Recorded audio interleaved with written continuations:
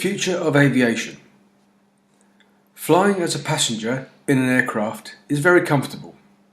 Meals are served regularly and there are many new movie releases and TV shows to watch. However, if as a passenger you catch a glimpse into the flight deck and see no pilots, just a computer system whirring away and controlling the airplane, how would you feel? Are we really ready for self-flying aircraft? Technology has changed aviation in both positive and negative ways. One positive example is that technology has reduced the number of cockpit crew required.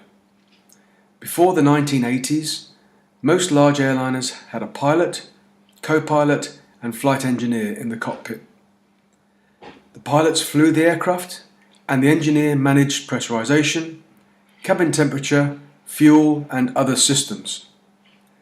Nowadays, the flight engineer's job has been replaced by an automated system and the cockpit crew has gone from 3 to 2. With a reduced number of flight crew, operating costs for the airline are lower. This saving can be passed to passengers through better service and cheaper ticket prices.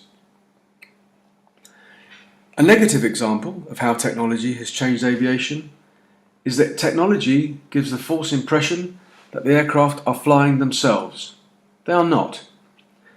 All these advancements in technology do not mean that the aircraft fly themselves.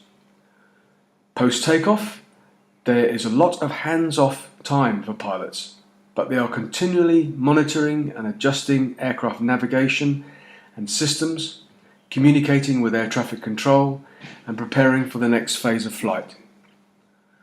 Pilots must still monitor wind and weather conditions, track fuel consumption and take the controls during turbulence and other abnormal situations.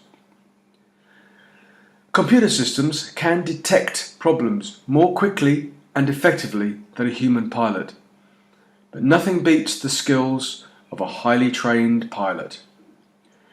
US Airways Flight 1549 landed safely on the Hudson River in the USA because of the skills of Captain Chelsea Sully Sullenberg and his first officer Jeffrey Skiles. After hitting a flock of geese, both engines on the aircraft failed. All 150 passengers and crew walked away from the crash due to the expert flying skills of the pilots. There is a place for automation in the cockpit. Nevertheless, humans are still better than computers at dealing with a medical emergency, a security incident, a quick mechanical fix, and, most importantly, self-preservation.